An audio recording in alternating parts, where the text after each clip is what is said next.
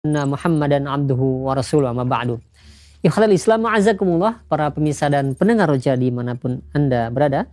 Beberapa saat lagi kami akan hadirkan ke ruang dengar Anda dan ke layar kaca Anda kajian yang kami pancarluaskan dari Masjid Al-Barkah, Jalan Pahlawan, Kampung Tengah Cilengsi atau Komplek Radio Roja, yang mudah-mudahan kita bisa mengambil faedahnya. Dan kami mengucapkan selamat menyimak, semoga bermanfaat. Roja TV, saluran tilawahan Al-Quran dan kajian Islam.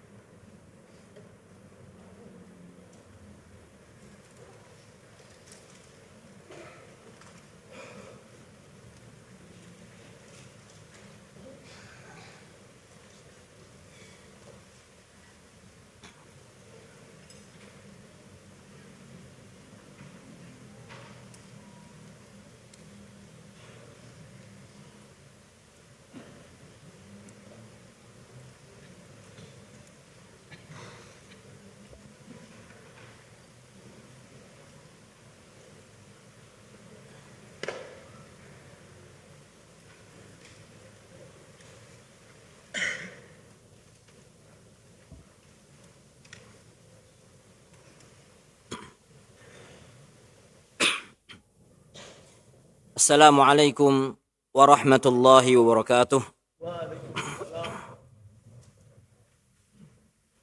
Innal hamdalillah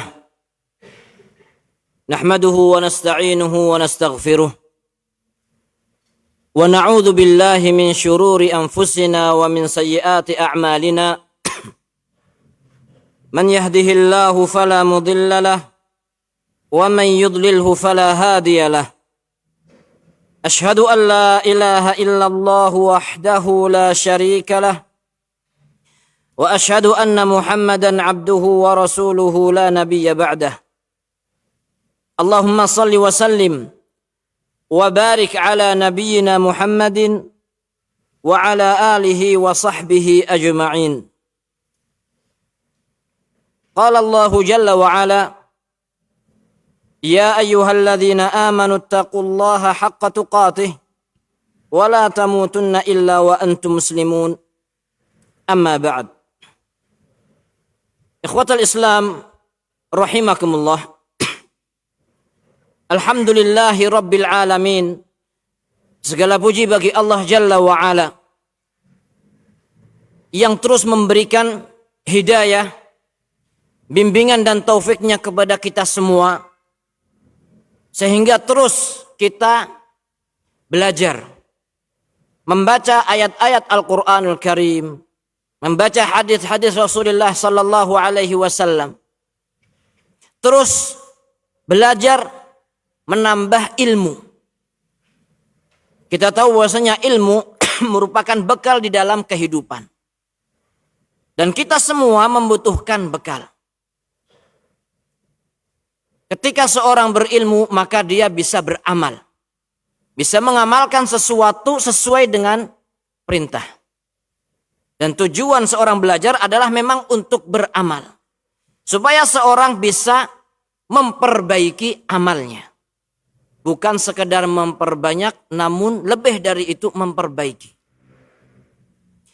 Di dalam surat Al-Mulk, Allah Subhanahu wa taala berfirman, A'udzu billahi minasyaitonir rajim, alladzi khalaqal mauta wal hayata liyabluwakum ayyukum ahsanu amala. Allah Subhanahu wa taala yang menciptakan kehidupan, yang menciptakan kematian. Ketika Allah Subhanahu wa taala gabungkan antara ruh dan jasad, Allah menghidupkan manusia. Kemudian ketika Allah Subhanahu wa taala memisahkan antara ruh dan jasad, Allah mematikan manusia. Dan semua itu tujuannya apa? Liyabluwakum ayyukum ahsanu amala. Untuk menguji kalian wahai manusia, siapakah di antara kalian yang terbaik amalnya? Bukan sekedar aktsar wa amala, tetapi ahsan wa amala. Sebagian ulama di antaranya Imam Fudail bin Iyad menjelaskan makna ahsan wa amala adalah akhlasuhu wa aswabuh. Akhlasuhu wa aswabuh. Yang paling ikhlas dan yang paling benar. Ketika beliau ditanya, apa maksud akhlasu wa aswabuh? Maka beliau mengatakan, innal amala idza kana khalisan wa lam yakun sawaban lam yuqbal. Sesungguhnya amalan ketika dilakukan dengan penuh keikhlasan, walam yakun sawaban, tapi amalan itu enggak benar. Enggak sesuai dengan petunjuk Rasul sallallahu alaihi wasallam, kata beliau, lam yuqbal. Enggak diterima. Wa idza kana sawaban wa lam yakun khalisan lam yuqbal. Ketika amalan tersebut benar, sesuai dengan petunjuk Rasul sallallahu alaihi wasallam, ketika seorang menjalankan perintah sesuai dengan perintah, namun tidak ikhlas karena Allah Subhanahu wa taala, kata Imam Fudail bin Iyad, lam yuqbal. Sama, enggak diterima. Beliau mengatakan al-amal la yuqbal hatta yakun khalisan sawaban. Amalan itu enggak akan diterima sampai amalan tadi benar-benar dilandasi dengan keikhlasan dan amalan tersebut benar. Al-khalis, kata beliau, idza kana lillah. Khalis itu kalau niatnya ikhlas karena Allah Subhanahu wa taala. Idza kana lillah was-shawab, adapun benar idza kana 'ala sunnah. Kalau amalan tersebut sesuai dengan sunnah, sesuai dengan petunjuk Rasul sallallahu alaihi wasallam. Inilah amalan disebut sebagai amal yang baik. Jadi baiknya amalan itu tidak kembali kepada perasaan kita. Ketika seorang merubah sebuah syariat dengan anggapan kan ini baik. Tidak. Baiknya amalan itu tergantung pada apa? Ikhlas dan benar sesuai dengan petunjuk Rasul sallallahu alaihi wasallam. Ini yang perlu kita perhatikan. Seluruh aktivitas, seluruh amalan. Misalkan sholat. Kita berusaha untuk introspeksi. Sudah benarkah sholat kita? Kemudian khusyuknya. Semuanya kita perhatikan. Karena sholat merupakan tiangnya agama. Awwalu ma yuhasabu bil 'abdi yaumil qiyamah as-shalah. Yang pertama kali akan dihisab oleh Allah Subhanahu wa taala kelak di hari akhirat adalah sholat. Kalau sholatnya baik, maka amalannya pun akan menjadi baik. Ini menunjukkan bahwasanya sholat itu berdampak pada perilaku seseorang. Inna sholata tanha 'anil fahsya wal munkar. Tetapi ketika sholat seorang itu jelek, maka amalan-amalan pun menjadi jelek. Nah, kalau orang nggak sholat, Islam tapi nggak sholat. Nas'alullah al-afiyah. Kemudian juga amalan-amalan yang lainnya. Kita perbaiki, misalkan bacaan Al-Quranul Karim. Ketika kita menyadari banyak kekurangan dalam bacaan kita, kita perbaiki. Ketika kita belum tahu maknanya, kita pelajari. Belum bisa tadabbur, maka kita berusaha mengkaji, mempelajari. Kemudian ketika membaca Al-Quran, kita berusaha untuk mentadabburi. Bukan hanya sekedar berpikir cepat khatam, cepat selesai, cepat banyak, tidak. Tapi bacaan yang penuh dengan tadabbur itu lebih berdampak dan lebih bermanfaat. Atau lebih bernilai di sisi Allah Subhanahu wa ta'ala. Dan tidak ada istilah terlambat. Misalkan merasa, saya sudah tua misalkan. Anaknya suruh belajar. Cucunya suruh belajar, tapi dirinya nggak belajar. Rasulullah Shallallahu Alaihi Wasallam mengajarkan kepada para sahabat. Ketika para sahabat sudah berusia. Di antara mereka ada yang masuk Islam belakangan. Kemudian mempelajari agama Islam ketika sudah berusia. Sudah sepuh dan sebagainya. Artinya adalah ketika kita ingin memperbaiki diri kita, tidak ada istilah atau tidak ada keterlambatan. Enggak ada istilah terlambat. Saat itu kita menyadari bahwasanya Allah Subhanahu wa taala masih memberikan kesempatan kepada kita untuk memperbaiki di sisa-sisa usia kita. Memperbaiki amalan-amalan dan sebagainya, maka kita manfaatkan sebaik mungkin. Baik. yang perlu kita sadari bahwasanya setiap amalan akan ditimbang oleh Allah Subhanahu wa taala. Di dalam surat Al-Qari'ah, dalam surat Al-Qari'ah Allah Subhanahu wa taala berfirman, "Faman ya'mal mithqala" dalam surat Al-Qari'ah, "Fa amma man thaqulat mawazinuh." Allah berfirman, "Fa amma man thaqulat mawazinuh fa huwa fi 'ishatin radiyah.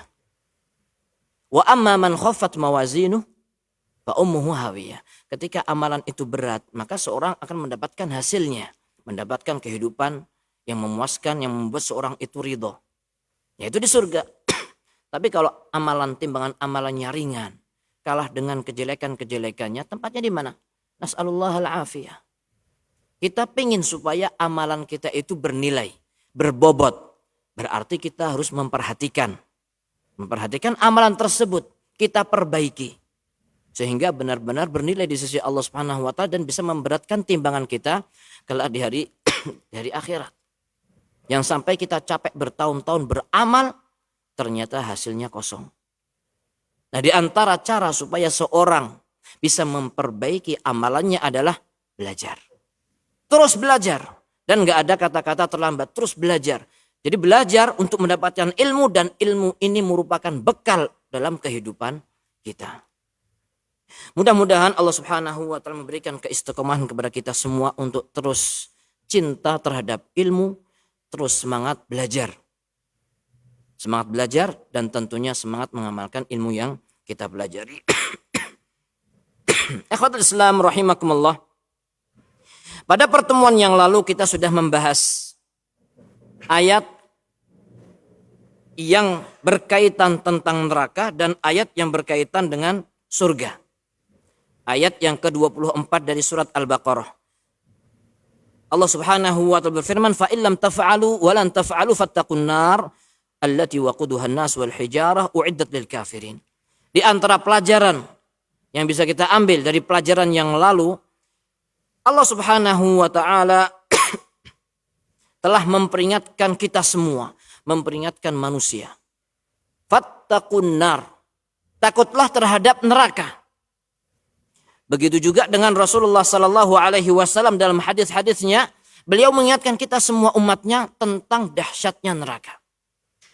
Supaya kita semua sadar, supaya kita semua waspada, supaya kita semua terus beramal, mengerjakan kebaikan dan meninggalkan kejelekan. Jadi persoalan neraka itu bukan permasalahan yang sepele, jangan sampai disepelekan. Seperti sebagian orang yang meremehkan urusan neraka. Kemudian fa illam taf'alu wa lan taf'alu fattaqun nar allati waquduha an-nas wal hijarah. Yang bahan bakarnya batu dan manusia. Sudah kita bahas pada pertemuan yang lalu, ada sebagian mufassir atau sebagian ahli tafsir mengatakan maksud batu di situ adalah berhala.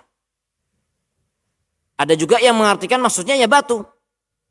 Intinya adalah bahan bakarnya manusia dan batu. Sehingga manusia dijadikan sebagai bahan bakar dan pada saat yang sama mereka juga terbakar. Seperti kayu bakar dalam kehidupan dunia ini kita membakar dan menjadikan kayu sebagai bahan bakar. Begitulah manusia yang tidak beriman kepada Allah Subhanahu wa taala. Kemudian di antara pelajaran yang lain adalah uiddat lil kafirin. Neraka tadi disediakan bagi mereka orang-orang yang kafir. Ini menunjukkan bahwasanya neraka itu sudah ada. Karena memang Allah menyediakan bagi mereka orang-orang kafir. Ini juga menunjukkan bahwasanya penduduk neraka itu adalah orang kafir. Akan tetapi tidak menafikan orang Islam yang banyak berbuat maksiat, kemudian Allah tidak mengampuni, maka orang Islam pun juga akan masuk. Meskipun orang Islam itu bukan penduduk neraka. Tetapi mampir dulu, dibersihkan. Na'udzubillah min dzalik.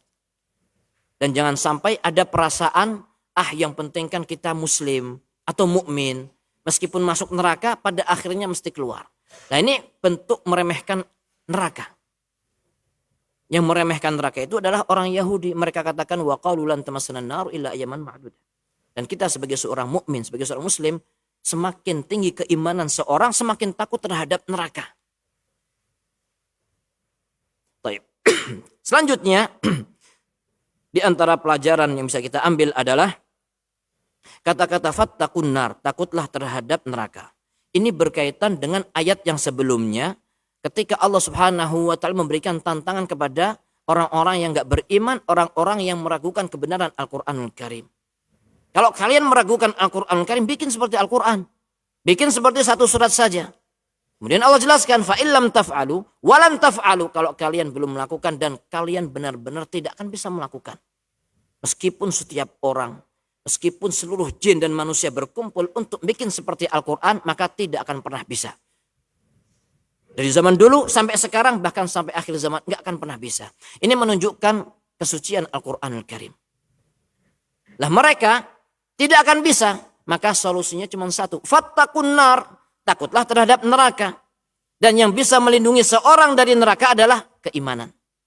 Taat kepada Allah dan Rasulnya. Mengikuti petunjuk Al-Quran dan hadis. Ini adalah cara satu-satunya supaya orang itu selamat. Dalam Al-Quran Allah jelaskan wa may yuti'illaha wa rasulahu faqad faza fawzan 'azima. Orang yang taat kepada Allah dan Rasulnya maka sungguh dia telah mendapatkan keberuntungan dan keberhasilan. Kemudian ayat yang selanjutnya sudah kita bahas tentang surga. Setelah Allah Subhanahu wa taala jelaskan tentang neraka, tentang penduduknya, kemudian Allah jelaskan tentang surga dan penduduknya. Ini memang uslub Al-Qur'anul Karim, ada istilah at-targhib wa tarhib. Memberikan berita gembira tentang surga dan kenikmatannya, diikuti dengan tentang azab neraka, memperingatkan manusia dari siksaan api neraka. Atau kadang-kadang dibalik, menyebutkan tentang neraka, kemudian menyebutkan tentang surga. Sehingga seorang itu memiliki rasa takut dan memiliki rasa berharap. Jadi dalam beribadah seorang perlu menyertakan amalan hati. Takut kepada Allah, takut kepada siksaan Allah, dan berharap. Mengharapkan surga Allah Subhanahu wa ta'ala. Bukan orang yang takut kemudian semakin takut akhirnya putus asa. Atau orang yang terlalu mengharap tanpa adanya rasa takut sehingga meremehkan siksaan Allah Subhanahu wa ta'ala. Kemudian di antara pelajaran yang bisa kita ambil juga adalah tentang penduduk surga. Di sini dijelaskan wa basyiril ladzina amanu wa 'amilus shalihat anna lahum jannat. Bagi mereka orang-orang yang beriman dan beramal saleh. Jadi kunci untuk mendapatkan surga adalah iman dan amal saleh. Dan sudah kita bahas apa itu maksud iman. Iman adalah sesuatu yang ada di hati, keyakinan dalam hati, diikrarkan dengan lisan dan diaplikasikan dengan anggota badan, kemudian diikuti dengan amal soleh. Amal soleh merupakan bagian dari iman. Jadi iman yang benar adalah yang berbuahkan amal soleh, dan amal soleh yang benar adalah yang berlandaskan keimanan. Dan sesuatu atau sebuah amalan dikatakan soleh kalau amalan itu baik. Seperti yang sudah kita bahas perkataan Fudail bin Iyad, ketika amalan itu disertai dengan keikhlasan dan amalan itu benar sesuai dengan petunjuk Rasul sallallahu alaihi wasallam. Nah, bagi mereka orang yang beriman dan beramal soleh, mereka mendapatkan jannat. Surga-surga, kebun-kebun dengan berbagai macam kenikmatan yang ada di dalamnya. Di antara kenikmatannya adalah tajri min tahtihal anhar. Yang mengalir di bawahnya sungai-sungai. Jadi banyak sungainya. Di dalam surat Muhammad Allah Subhanahu wa taala jelaskan mathalul jannatil lati wu'idal muttaqun fiha anhar. Di dalam surga tadi ada anhar, sungai-sungai min ma'in ghairi asin, dari sungai yang airnya tidak berubah rasanya, baunya tidak seperti air yang ada di dunia, bermacam-macam. Kemudian wa anharu min labanin lam yataghayyar ta'muh. Begitu juga dengan sungai susu yang rasanya juga tidak akan berubah, nggak akan expired, kedaluarsa dan sebagainya. Wa anharu min khamril ladzatil lisyaribin. Kemudian juga sungai yang isinya adalah khamr yang ladzatil lisyaribin. Lezat bagi para peminumnya. Kemudian juga wa anharu min asalim musaffa, dan sungai-sungai yang isinya adalah asal atau madu musaffa yang bersih tersaring. Walahum fiha min kulli tsamarat, dan di dalam surga tersebut terdapat berbagai macam buah-buahan. Seperti yang disebutkan dalam surat Al-Baqarah yang sudah kita bahas, juga dijelaskan bahwasanya di surga terdapat buah-buahan. Kullama ruziqu minha min thamarati rizqan qalu hadzal ladzi ruziqna min qabl wa utubi mutasyabiha. Jadi di dalam surga terdapat berbagai macam buah-buahan. Dan jangan dibayangkan seperti buah-buahan di dunia yang mungkin bisa busuk atau bisa jatuh, pecah, rusak dan sebagainya. Tidak. Dalam ayat lain Allah Subhanahu wa taala jelaskan qutufuha daniyah. Jadi buah-buahan tadi itu mudah untuk dipetik, untuk dipanen. Dekat posisinya. Ketika seorang misalkan melihat buah kemudian selera, maka dia akan mudah mengambil. Jangan dibayangkan seperti di dunia harus manjat dulu, kemudian takut jatuh, terkilir tangannya. Enggak sama. Atau misalkan lihat durian, takut kejatuhan durian. Enggak seperti itu di surga. Penuh dengan berbagai macam kenikmatan, di antaranya adalah buah-buahan. Dan cara mengambil dengan mudah itu sebenarnya kalau dikiaskan dengan kehidupan dunia, di dalam kehidupan dunia saja ada model-model seperti itu. Maksudnya misalkan mengontrol sesuatu dari jauh bisa dengan mudah. Misalkan AC, kita pengen matiin AC. Nggak perlu DKM datang satu persatu manjat, matiin satu. Nggak seperti itu. Bisa dengan mudah. Cukup dengan remote misalkan. Ini di dalam kehidupan dunia. Misalkan kita tidur di atas kasur. Terdengar suara jam beker, kenceng, mengganggu. Atau lampunya nyala. Kita juga bisa matiin dari jauh. Ima saklarnya dimatiin atau mungkin bisa pakai alat gelas, sandal, ya kan? Ya dilempar. Cuman rusak. Ya. Itu dalam kehidupan dunia. Apalagi kehidupan akhirat. Maka sesuatu itu tentu jauh lebih mudah. Intinya adalah di dalam surga kita mendapatkan berbagai macam kenikmatan. Kemudian juga disebutkan dalam ayat yang sudah kita bahas. Pasangan-pasangan yang suci. Intinya adalah lahum fiha ma yasha'un. Seperti yang disebutkan di dalam ayat lain, surat lain. Lahum fiha ma yasha'un. Penduduk surga itu mendapatkan segala sesuatu yang diinginkan. Apapun yang diinginkan, pasti didapatkan. Bahkan ketika seorang hamba sudah habis angan-angannya, Allah Subhanahu wa ta'ala ingatkan, kamu mau ini, mau itu, mau ini, mau itu. Dan diberi, kemudian diberi kali berlipat-lipat. Ini menunjukkan kenikmatan surga yang luar biasa. Kemudian pelajaran yang bisa kita ambil juga adalah Allah Subhanahu wa ta'ala bermuamalah dengan hambanya, bermuamalah dengan fadl. Memberikan balasan yang jauh lebih istimewa daripada yang diperbuat oleh seorang hamba. Misalkan ketika seorang hamba beramal, waktu seorang hamba untuk beramal sangat terbatas. Ketika di dunia, seorang beramal antara 60-70 tahun atau meskipun sepanjang apapun terbatas. Tetapi ketika di surga, mereka mendapatkan berbagai macam kenikmatan dan gak terbatas. Khalidina fiha abada, mereka kekal di dalamnya. Tentunya ini merupakan sesuatu yang perlu kita renungkan. Kita hidup di dunia ini sebentar sekali. Sangat cepat. Waktu berlalu begitu cepat.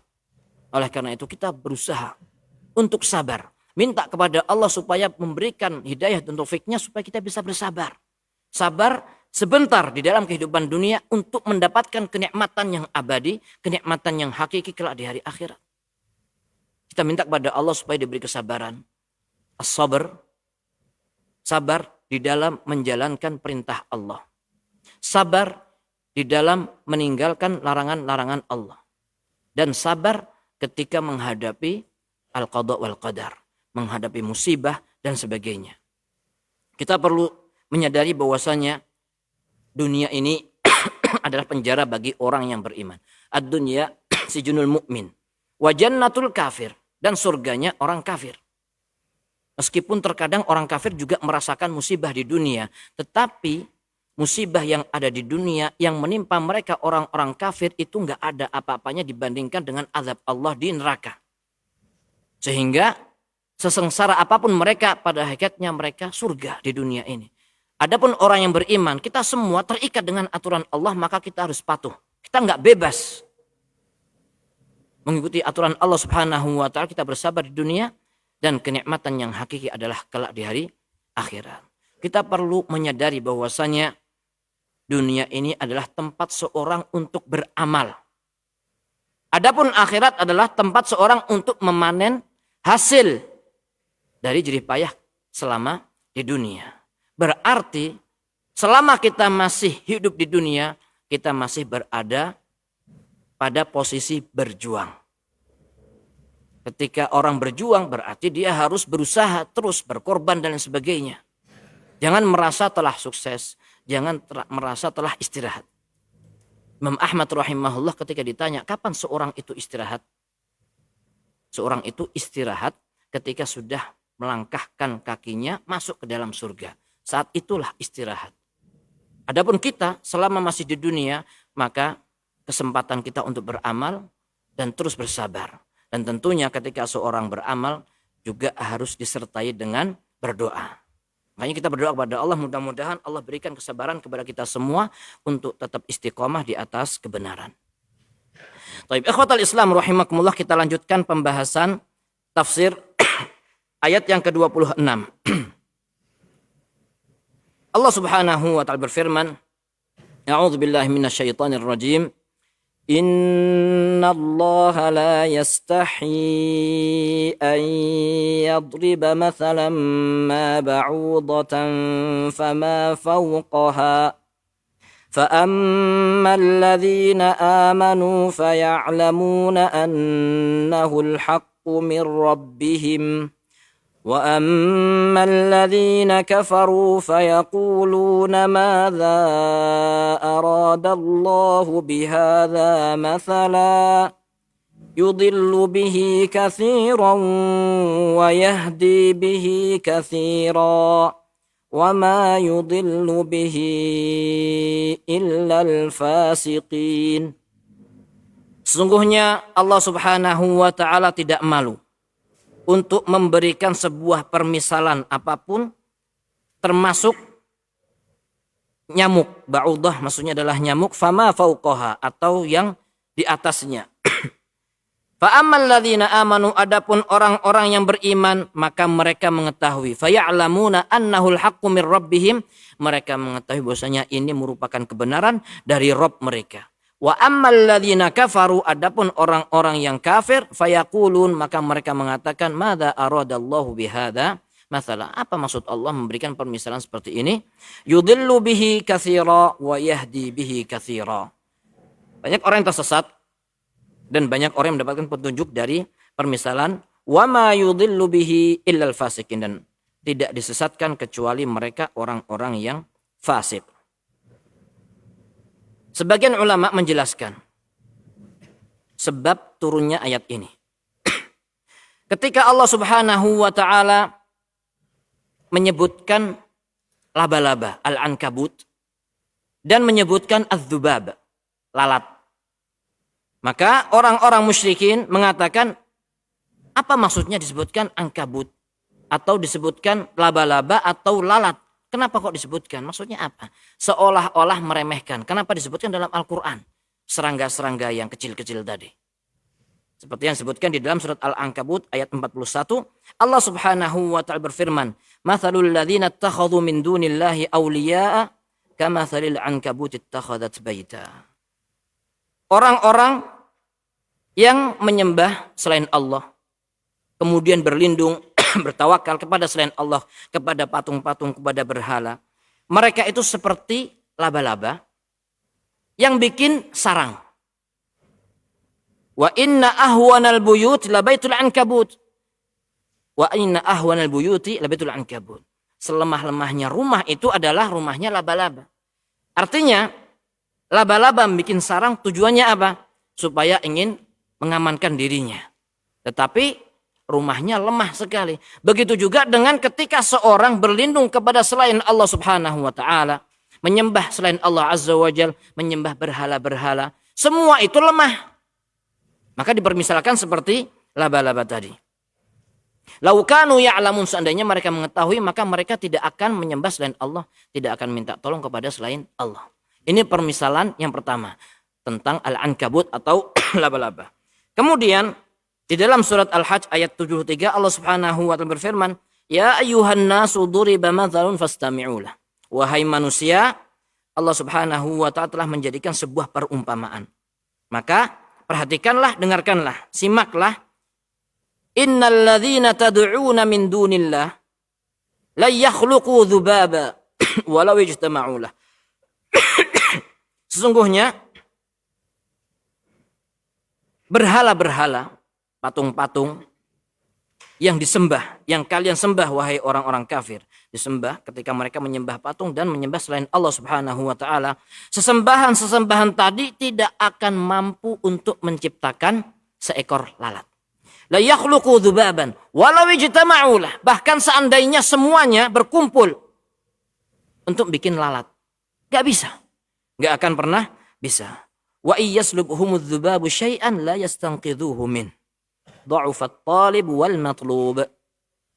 Bahkan seandainya lalat mengambil sesuatu dari berhala-berhala tadi, maka berhala tadi nggak bisa membela dirinya. Misalkan orang-orang kafir Quraisy saat itu bikin makanan, dipersembahkan untuk berhala.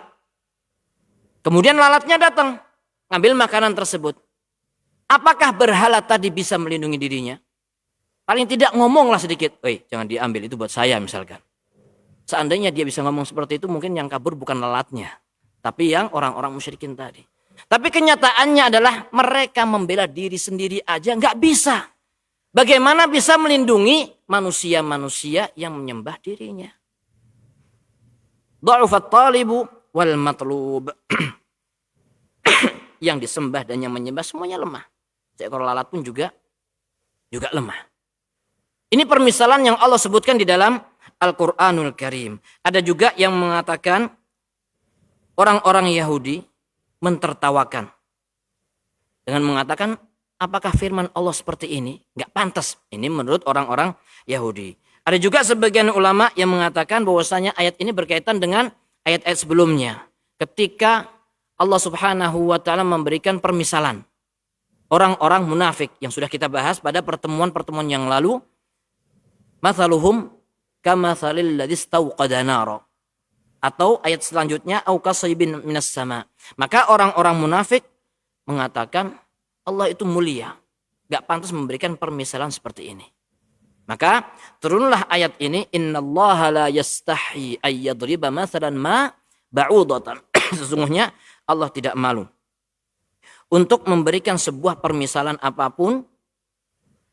Bahkan ketika memberikan permisalan dengan nyamuk. Nyamuk lebih kecil daripada lalat. Atau fama fauqaha. Fama fauqaha maksudnya yang lebih atas dari nyamuk. Ada yang mengartikan kalau yang lebih atas berarti yang lebih besar. Maksudnya apa? Seperti permisalan yang Allah jelaskan dalam Al-Quran. Seperti dengan lalat, dengan himar atau keledai atau anjing dan sebagainya. Tetapi wallahu alam, fama fauqaha di sini maksudnya adalah yang lebih kecil di atas nyamuk, karena di sini dalam rangka untuk memberikan permisalan dengan yang lebih kecil. Ma ba'udatan fama fauqaha. Nyamuk adalah sesuatu yang sangat kecil dan permisalan yang lebih kecil dari nyamuk fama fauqaha misalkan seperti zarrah, sesuatu yang sangat kecil sekali, atau sayapnya nyamuk misalkan dan sebagainya. Intinya adalah Allah Subhanahu wa taala tidak malu untuk memberikan permisalan dengan nyamuk ataupun yang lebih kecil. Kemudian Allah jelaskan sikap manusia. Secara umum terbagi menjadi dua. Orang yang beriman dan orang yang enggak beriman. Fa ammal ladzina amanu faya'lamuna annahul haqqu mir rabbihim. Adapun orang-orang yang beriman ketika melihat permisalan, ketika mereka membaca Al-Qur'an, maka mereka menggunakan akal yang sehat. Menggunakan kejernihan hati mereka sehingga mereka mengetahui bahwasanya ini merupakan kebenaran. Mir rabbihim, dari Rabb mereka, dari Allah Subhanahu wa taala. Adapun orang yang kafir, wa ammal ladzina kafaru fayaquluna madza aradallahu bihadza mathala. Adapun orang yang kafir ketika melihat permisalan, bahkan ketika membaca ayat Al-Qur'an, seolah-olah matanya sudah kotor. Nggak bisa melihat kebenaran. Hatinya sudah kotor atau buta hati sehingga nggak bisa. Ketika dibacakan ayat Al-Quranul Karim seperti yang disebutkan dalam surat Al-Mutaffifin. Wa idza tutla alaihi ayatuna qala asatirul awwalin. Kalau dibacakan ayat-ayat kami, mereka mengatakan ini adalah dongeng orang-orang terdahulu. Padahal mereka sebenarnya faham. Karena mereka adalah orang Arab yang tahu keindahan bahasa. Ketika mereka sudah faham bahasa Al-Quran yang indah, mereka sebenarnya faham itu nggak mungkin perkataan Rasul Sallallahu Alaihi Wasallam. Sehingga ketika mereka mengatakan ini adalah dongeng orang terdahulu, pada saat sama sebenarnya mereka mendustakan apa yang mereka katakan. Tapi karena hatinya sudah dipenuhi dengan kotoran, dipenuhi dengan kebencian terhadap kebenaran, ketika melihat sebuah permisalan atau ketika membaca sebuah permisalan, maka mereka mengatakan, "Madza aradallahu bihadza mathala?" Apa maksudnya Allah memberikan permisalan permisalan seperti ini? Yudhillu bihi katsira wa yahdi bihi katsira. Allah Subhanahu wa taala menyesatkan banyak manusia dan Allah memberikan petunjuk banyak manusia dengan permisalan tersebut. Orang-orang yang beriman ketika melihat permisalan seperti ini, maka mereka semakin beriman, semakin kokoh keimanan mereka. Orang yang kafir semakin kufur, semakin menjauh dari petunjuk Allah Subhanahu wa taala. Wa ma yudhillu bihi illal fasiqin. Dan tidaklah disesatkan oleh Allah kecuali mereka orang-orang yang fasik. Fasik atau fasikin itu jamak dari fasik atau dari kata-kata al-fisq. Al-fisq secara bahasa maksudnya adalah al-khuruj atau keluar.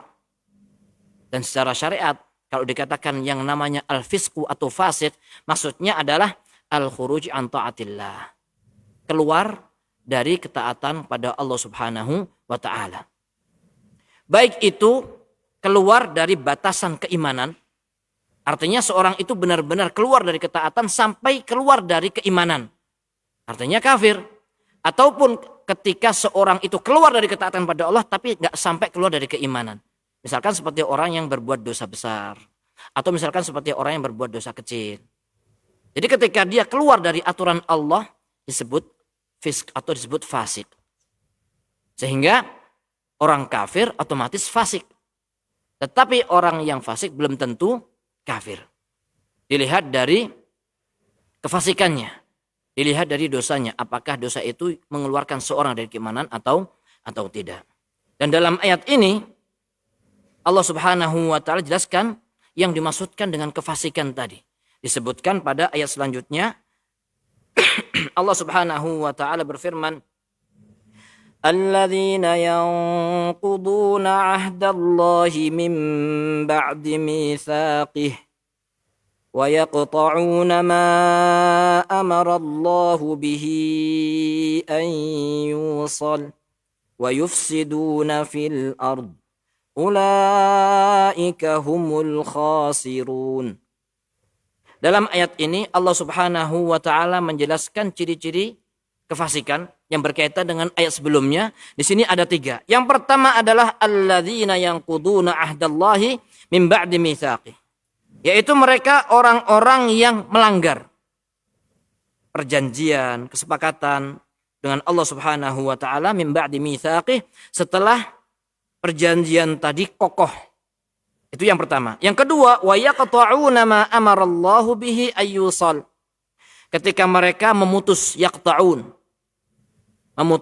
ma amarallahu bihi ayyusal. Sesuatu yang Allah Subhanahu wa taala perintahkan untuk disambung. Justru mereka memutus. Kemudian wa yufsiduna fil ard. Dan mereka yang membuat kerusakan di muka bumi. Allah sifati mereka ulaika humul khasirun. Mereka adalah orang-orang yang orang yang rugi.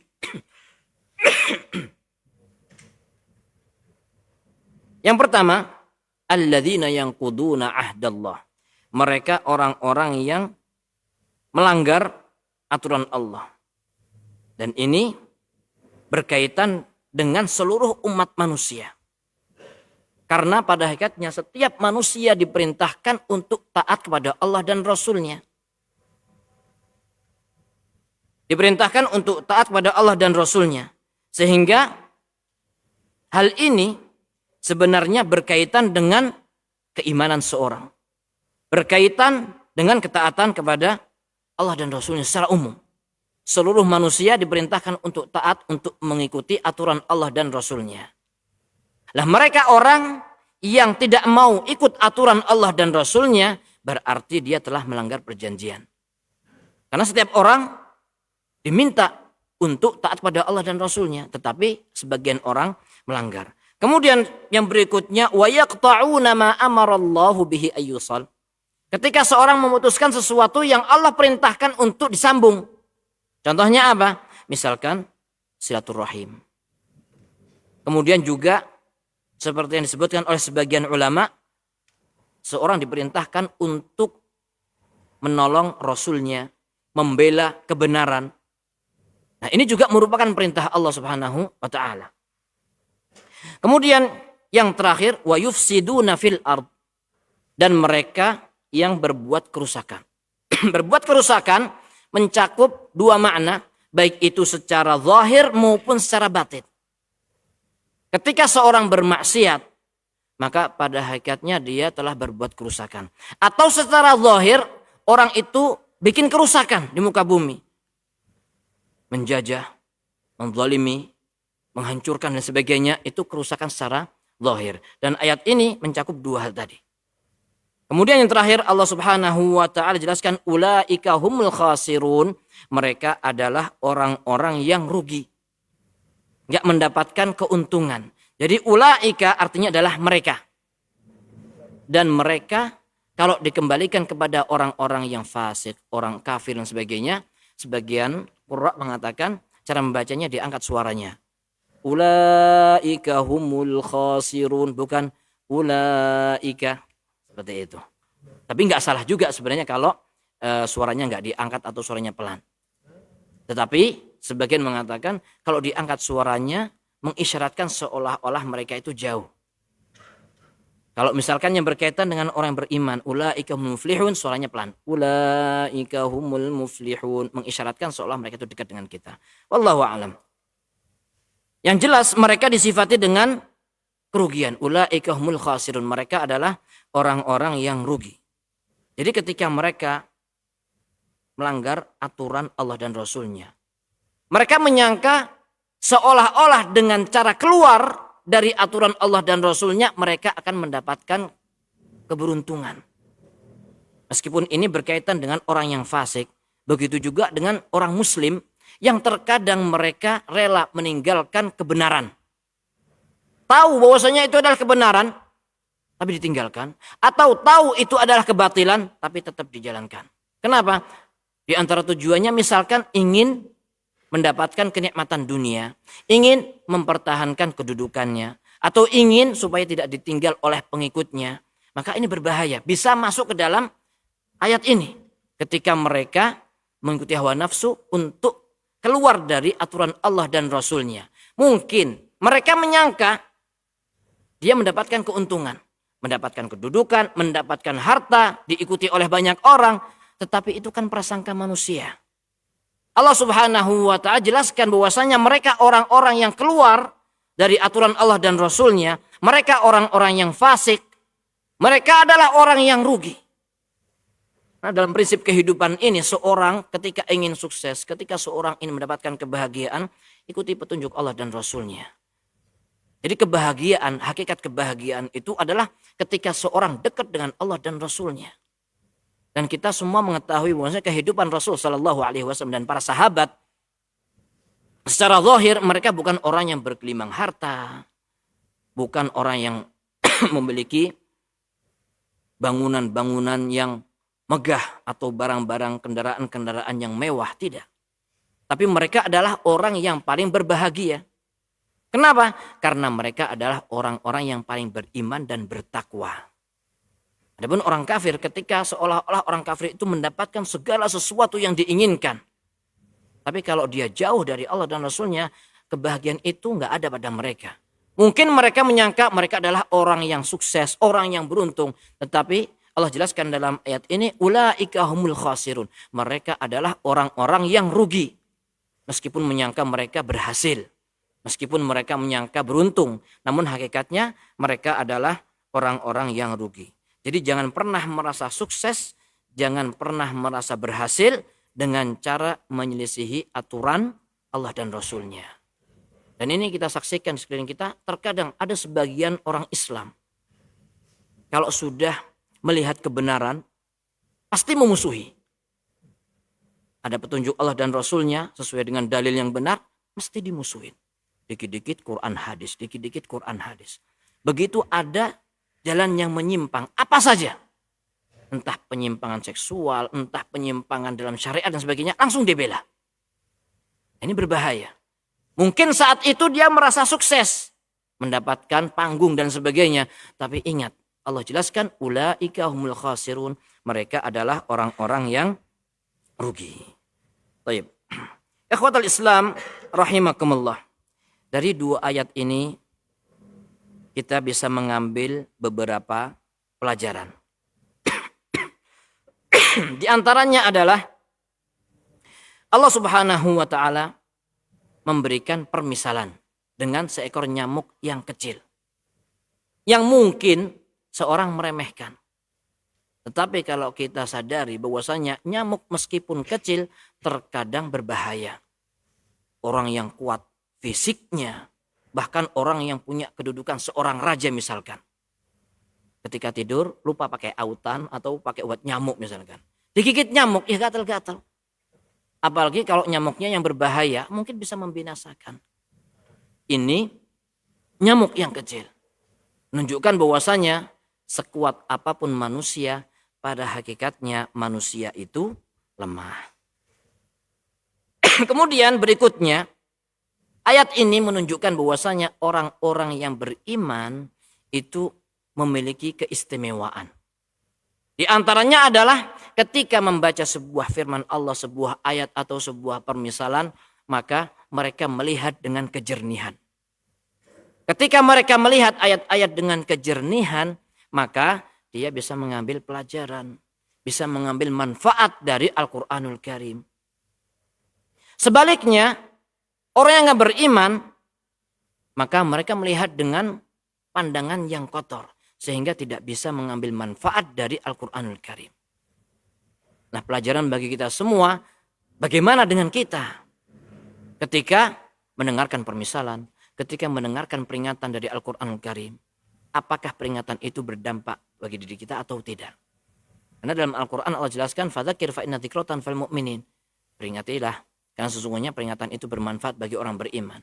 Ketika kita mendapatkan peringatan, apakah hati kita tersentuh atau tidak? Ini patut untuk kita jadikan sebagai bahan renungan. Baik, ikhwatul Islam rahimakumullah. Kita lanjutkan setelah adzan insyaallah. Barakallahu fikum jami'an.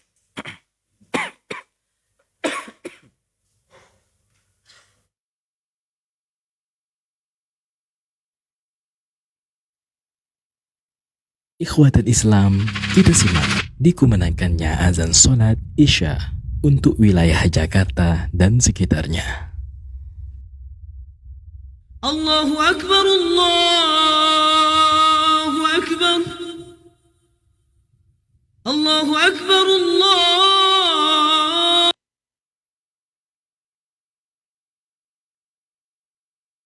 Allahu Akbar. أشهد أن لا إله إلا الله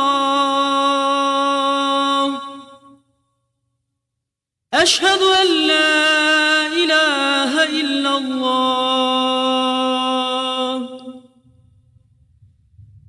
أشهد أن محمدا رسول الله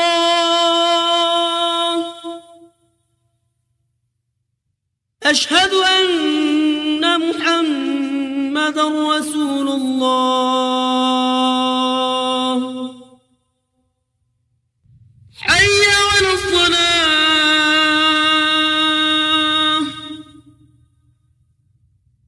حي على الصلاة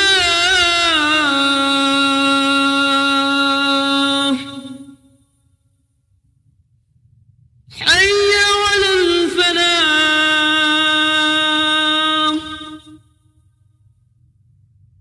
حي على الفلاح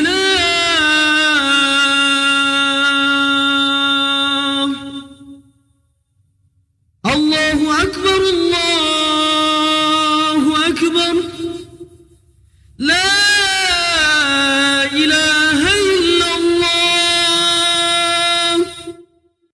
اللهم صل على محمد وعلى آل محمد كما صليت على آل إبراهيم إنك حميد مجيد. اللهم بارك على محمد وعلى آل محمد كما باركت على آل إبراهيم إنك حميد مجيد. اللهم رب هذه الدعوة التامة والصلاة القائمة آت محمدا الوسيلة والفضيلة وابعثه مقاما محمودا الذي وعدته.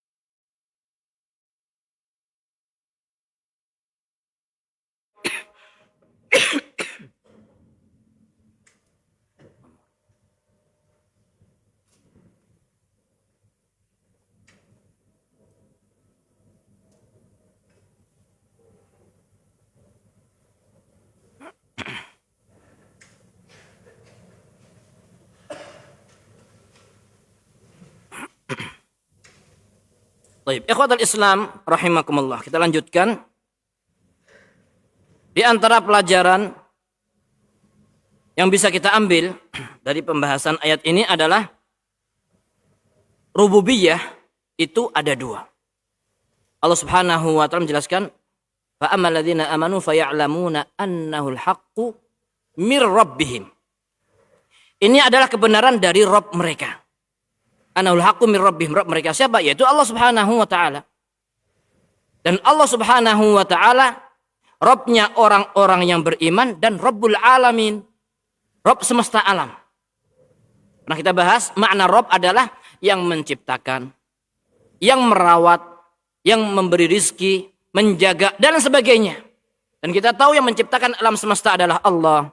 Yang menjaga kestabilan semuanya adalah Allah. Yang memberi rizki seluruh umat manusia adalah Allah Subhanahu wa taala. Sehingga Allah adalah Rabbul alamin.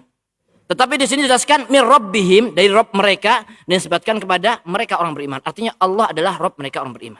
Berarti rububiyah itu ada dua.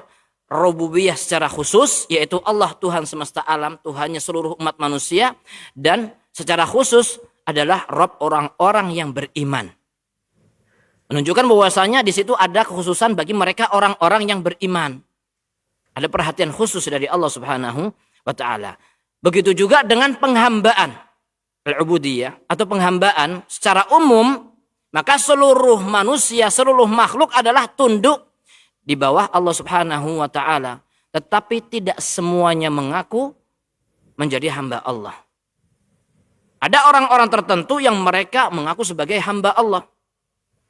Makanya sebagaimana rububiyah itu ada yang umum, ada yang khusus, maka penghambaan pun juga ada yang khusus, ada yang umum. Dan yang khusus tentunya memiliki keistimewaan. Nah, dalam sebuah ayat ya, surat Al-Furqan, akhir-akhir surat Al-Furqan, Allah jelaskan wa ibadur rahman, dan hamba-hamba Allah yang maha penyayang. Disebutkan kepada siapa? Kepada Allah Ar-Rahman. Meskipun pada hakikatnya seluruhnya adalah hamba Allah, tetapi ada orang-orang tertentu yang mereka memiliki kekhususan. Kemudian yang berikutnya di antara pelajaran yang lain adalah kebiasaan orang kafir itu ngeyel. Apa ngeyel? Maksudnya nggak patuh terhadap Allah dan Rasulnya. Ketika melihat sebuah kebenaran, yang terpenting bantah dulu. Ini kebiasaan orang kafir. Ketika melihat sebuah permisalan, mereka nggak mau beriman. Justru bertanya, madza aradallahu bihadza mathala. Nah, begitu juga dengan sebagian orang yang membantah syariat ini. Meskipun membantah sebagian dari syariat, enggak membantah syariat secara keseluruhan, tetapi membantah sebagian atau misalkan bagian kecil dari syariat, maka itu ada tasyabbuh bil kuffar, menyerupai orang-orang kafir dari satu sisi. Misalkan ketika seorang bertanya, kenapa sih kok kentut itu membatalkan wudhu? Atau kenapa kok kentut kemudian suruh wudhu yang dibasuh mukanya misalkan. Tangannya, rambutnya, menganggap seolah-olah nggak nyambung misalkan. Kecuali kalau ketika seorang itu bertanya dalam rangka untuk pengen tahu, nggak masalah, nggak apa-apa. Tapi kalau orang bertanya dalam rangka untuk ngeyel atau nggak mau patuh terhadap aturan Allah dan Rasulnya, inilah yang mirip dengan orang-orang kafir. Atau orang-orang Yahudi atau Bani Israel misalkan. Mereka bertanya, disuruh nyembelih Baqarah, suruh nyembelih sapi, gak langsung nyembelih, tanya dulu. Sapi yang kayak apa? Padahal sudah jelaskan, innallaha ya'murukum an tadhbahu baqarah. Innallaha, sesungguhnya Allah. Inna dalam bahasa Arab artinya apa? Penekanan. Artinya yang memerintahkan kalian untuk menyembelih itu adalah Allah Subhanahu wa taala. Bukannya patuh, malah qalu atattakhiduna huzwa. Mereka katakan, Musa, kamu menjadikan kami sebagai bahan ejekan. Orang minta sesuatu malah suruh nyembelih sapi. Itu sikap mereka. Tentunya sikap kita sebagai orang beriman. Kita katakan sami'na wa ata'na ketika kita mendengarkan sebuah perintah. Maka kita tahu hikmahnya atau tidak, sikap kita adalah sami'na wa ata'na, kita mendengar dan kita patuh. Kalau kita bisa mengetahui hikmahnya, alhamdulillah. Kalau kita nggak mengetahui hikmahnya pun juga nggak masalah, tetap kita beriman. Karena segala sesuatu yang Allah perintahkan itu merupakan kebaikan, dan sesuatu yang dilarang oleh Allah Subhanahu wa taala adalah kejelekan. Seperti perkataan yang dinisbatkan kepada Ibnu Mas'ud radhiyallahu anhu, beliau mengatakan, "Idza sami'ta Allah azza wa jalla yaqul, ya ayyuhalladzina amanu." Wahai, kalau kamu mendengarkan Allah berfirman, ya ayyuhalladzina amanu, wahai orang-orang yang beriman, fariha sam'ak, pasang telinga baik-baik, fa innahu khairun yu'maru bihi aw syarrun yunha anhu. Karena ada kebaikan yang akan diperintahkan atau ada larangan atau ada kejelekan yang dilarang. Sehingga ketika kita mendapatkan sebuah perintah atau sebuah larangan atau sebuah permisalan atau apapun yang berkaitan dengan syariat ini, sikap kita adalah sami'na wa ata'na. Kemudian pelajaran yang lain yang bisa kita ambil dari dua ayat ini adalah ketika seorang tidak patuh terhadap aturan Allah dan Rasulnya, maka seorang itu telah keluar dari ketaatan atau disebut sebagai fasik. Akan tetapi ini secara umum, nggak perlu kita menilai seseorang. Fulan, kenapa seperti itu? Oh, dia fasik misalkan. Nggak perlu. Yang penting kita mengetahui bahwasanya jangan sampai kita melanggar aturan Allah sehingga kita masuk ke dalam golongan orang-orang yang fasik. Berikutnya di sini Allah Subhanahu wa taala peringatkan kita semua. Jangan sampai kita memutus sesuatu yang Allah perintahkan untuk disambung. Di antaranya adalah silaturahim. Menyambung tali kekerabatan. Jangan sampai kita memutus tali kekerabatan. Karena ini bukan permasalahan yang sepele. Dalam sebuah hadis Rasulullah sallallahu alaihi wasallam jelaskan, la yadkhul jannata qati'. Tidak masuk surga qati', orang yang memutus. Maksudnya adalah memutus tali kekerabatan. Entah apapun sebabnya, mungkin karena masalah warisan atau masalah sepele sampai membuat seorang memutus tali kekerabatan, bahaya, masuk ke dalam ancaman hadis ini. Dosa besar, bukan perkara yang sepele. Selanjutnya, sebagian ulama menjelaskan bahwasanya kemaksiatan, kefasikan itu merupakan sebab munculnya kerusakan di muka bumi. Baik secara zahir seperti ngerusak dan sebagainya, ataupun perbuatan maksiat sendiri. Itu pada hakikatnya menimbulkan kerusakan. Jangan dikira kan yang berbuat maksiat fulan misalkan, dalam kesendiriannya misalkan. Tidak seperti itu. Perbuatan maksiat itu akan menimbulkan dampak. Misalkan seorang berzina, ketika di sebuah tempat menyebar perzinaan di mana-mana. Itu juga bisa menimbulkan kerusakan. Di antaranya mungkin menimbulkan virus, penyakit dan sebagainya. Termasuk yang sering kita dengar, apa itu boti-boti itu. Penyimpangan seksual. Seandainya alasannya adalah suka sama suka, tetapi ketika itu merupakan sebuah pelanggaran dari syariat, pada hakikatnya itu merupakan menimbulkan kerusakan di muka bumi. Penyimpangan bisa menimbulkan penyakit dan sebagainya. Nas'alullah al-afiyah. Baik, ikhwatal Islam rahimakumullah, inilah yang bisa kita kaji pada kesempatan malam hari ini. Mudah-mudahan bermanfaat bagi kita semua. Mudah-mudahan bisa kita lanjutkan pada pertemuan selanjutnya. Kita tutup subhanakallah bihamdik. Asyhadu an la ilaha illa anta astaghfiruka wa atubu ilaik. Assalamualaikum warahmatullahi wabarakatuh.